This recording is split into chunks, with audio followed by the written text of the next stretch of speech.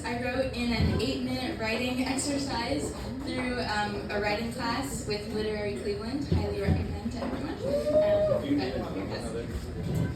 This is called All American Reject. They say to treat this like a full-time job, but one that I have to pay for in capital, relationships, and peace of mind. I can't discern if this is a blessing, a curse, a test, or an opportunity. I go there to watch, listen, practice, read, write, draw, dream about knowing more, daydream about doing less. It's a bright and sunny morning, but it could be summer or autumn or winter or spring. The brightness is almost blinding. Please list the causes of blindness in the space provided. And as the sun penetrates through the glass barrier, its healing, rejuvenating properties are filtered out. Instead, the sun acts as a spotlight, exposing the dust settling on artificial leaves and artificial pleasantries left dangling when someone more exciting passes by. The air smells like glass. The air smells like wind carrying a sordid mixture of Chanel No. 5 and sweat, the scent of privilege and hard work. The air smells like wind whooshing through empty space and carrying with it sterility and professionalism, almost as sterile as a professional scurrying about. It reeks of hand sanitizer and dry cleaning starch. I'm 23 years old, going on 56, the age of my physician mother when she was diagnosed with dementia. Was it worth it for her? They told me during orientation, 3 times in fact, that my future spouse might be somewhere in this building, when actually he's waiting for me at home without a stethoscope and pager, but with a page-turning work of nonfiction, political philosophy probably. The squeaker dry erase markers on the walls, a sound more flesh-crawling than nails on a chalkboard, almost snaps me back to the present. As I escape the room, the smell of premeditated angst follows me, and my nose tells my brain to tell my skin to protect itself with a shield of goosebumps, or are those hives? I feel nothing and everything, but mostly I feel anger.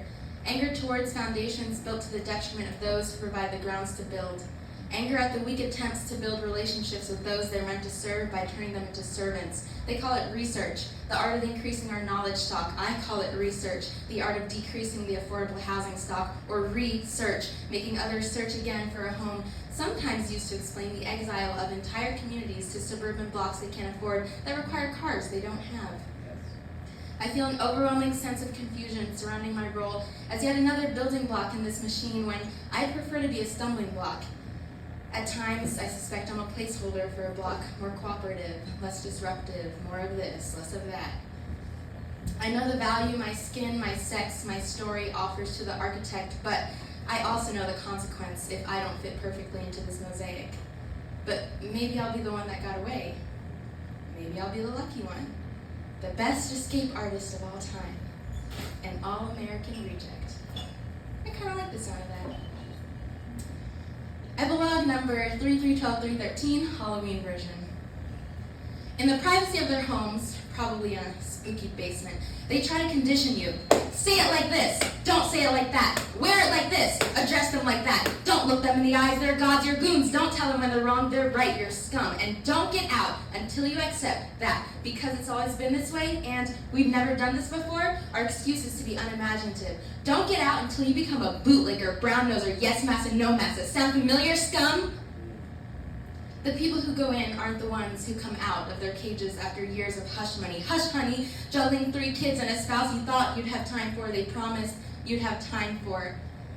6 weeks postpartum, back to work catching babies, but who's caring for yours? They tell you medicine is your life. Medicine consumes you. It eats you whole until it can digest you down to peptides and present you as antigen on its cells until you're marked for the kill. What are we doing that we're praised for sacrificing our liveliness for our livelihoods? They tell you that medicine has imperfections, but come work for us anyway! You can change the system, as if no one has tried before. Associations and boards of old white men don't care what you want to change. It's not supposed to fit your kind.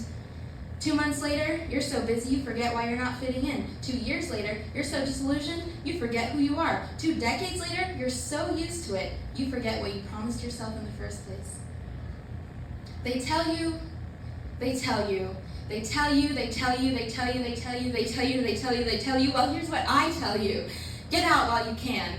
And if you think I'm telling you not to be a doctor, then you don't get it. Get out. Don't get on. Don't get down. Get up and get out. And do it on time. On time. On time? 4 years. 4 years for an ant is several lifetimes. 4 years for a tortoise is a night out on the town. They tell you slow and steady wins the race. Play the long game. Well, that doesn't really work when you have 4 years to make changes, and that first is spent acclimating and the third and fourth are spent transitioning. What are your years going to mean? Selling your soul or saving it? What are your years going to mean? You got here after waving your picket signs, screaming for justice, only to be released as sheep. On holidays, they'll slit your throat and use the blood for their agar plates. Nope, it's not Pseudomonas. Well, I'm glad you know that, but do you know your kid's favorite episode of Barney and Friends? I'm tired of hearing about the greater good. Jesus wasn't utilitarian. He left the 99 for the one.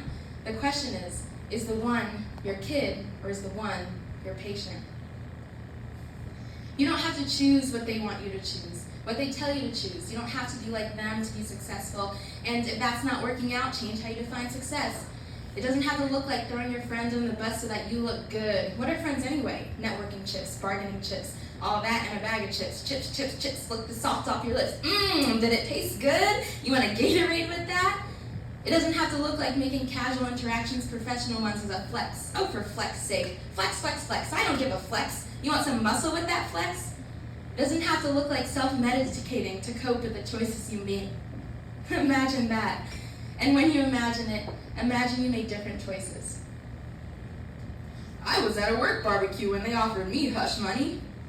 I was presenting at a meeting. I was pumping during my lunch break.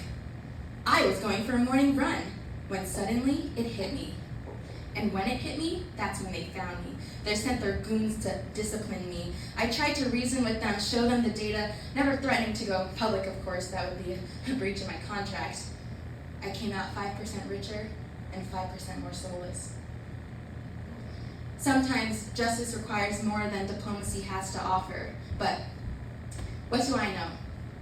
Maybe I'm just hurting, or maybe that pain allows me to see more clearly. Thank you.